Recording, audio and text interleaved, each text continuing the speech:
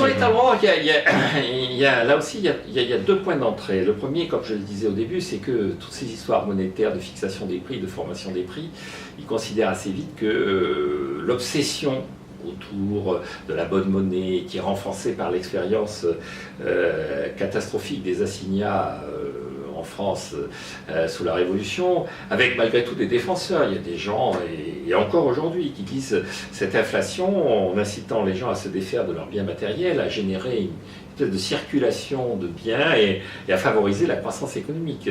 Déjà à la fin du XVIIIe siècle, au début du XIXe siècle, il y a des gens qui disent finalement l'inflation c'est un bon moyen de faire de la croissance. Ce que les économistes par la suite appelleront l'arbitrage de Phillips. Il y a déjà des gens qui commencent à dire finalement l'inflation c'est si mal que ça. Et donc Ricardo évacue ça. Il dit écoutez, le véritable enjeu c'est pas de réfléchir à ces problèmes monétaires. Et donc il dit en fait lorsque on augmente la quantité de monnaie en circulation, lorsque on a un étalon que l'on cherche à manipuler, eh bien les prix augmentent. Et puisqu'il y a valeur travail, en fait, les prix se déforment du même pourcentage.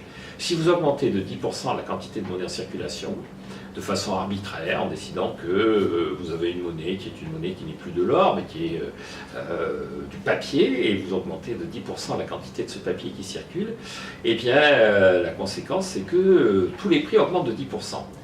Alors il y a tout un débat qui a lieu au début du XIXe siècle autour de ce qu'on va appeler effet Cantillon, effet Ricardo. Cantillon, c'est un économiste du XVIIIe siècle qui dit que, effectivement, quand on augmente la quantité de monnaie en circulation, les prix augmentent, mais ils n'augmentent pas tous du même pourcentage. Vous augmentez de 10% la quantité de monnaie en circulation, mais certains prix vont augmenter de 5% et d'autres de 20%. Et donc, en moyenne, les prix augmentent de 10%, mais tous n'augmentent pas de la même façon. Et donc, l'inflation a une vertu qui est une vertu de redistribution des cartes au travers de la modification des prix relatifs. Ricardo dit, ça ne marche pas comme ça. Les prix, ça répercute la valeur travail, ça représente la quantité d'heures de travail pour fabriquer un bien. Et si vous augmentez de 10% la quantité de monnaie en circulation, ça ne modifie pas le nombre d'heures de travail qu'il faut pour réaliser un bien. Donc à la fin, bon, il y a une petite période où le système est un peu perturbé, et puis très rapidement, tous les prix finissent par avoir augmenté de 10% si vous avez augmenté la quantité de monnaie en circulation de 10%. Donc ça ne sert à rien de manipuler la quantité de monnaie, donc autant se caler sur quelque chose qui est extérieur à la décision politique, qui est relativement stable. Alors pourquoi l'or? Et ça c'est le deuxième aspect, c'est l'aspect matériel de l'or. L'or a deux avantages pour Ricardo. Le premier c'est qu'il est inaltérable, c'est-à-dire qu'on ne peut pas le détruire, on ne peut pas le faire disparaître ou le faire augmenter. Il est une espèce d'indestabilité de l'or et de permanence de l'or. Et puis le deuxième avantage, c'est que l'or, dit-il, c'est des mines. Et l'origine de la croissance économique, c'est du charbon, beaucoup, et c'est des mines aussi. Et donc il dit, l'efficacité, ce progrès technique qui va permettre de contourner les rendements décroissants, qui va être porté par le capitaliste, il est de plus en plus incarné par la technique minière. Et donc la croissance économique va dépendre de la technique minière, donc l'augmentation de la richesse va dépendre de la technique minière, mais la technique minière c'est aussi de la production d'or.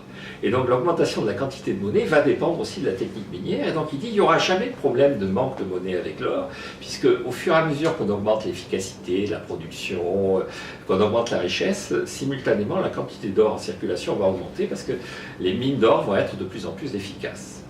Alors cette prévision n'a pas été parfaitement réalisée au XIXe siècle, puisque en fait la quantité d'or a fluctué de façon un peu erratique. On a découvert des mines d'or en 1848 aux États-Unis, puis ensuite en Australie. On a démonétisé l'argent.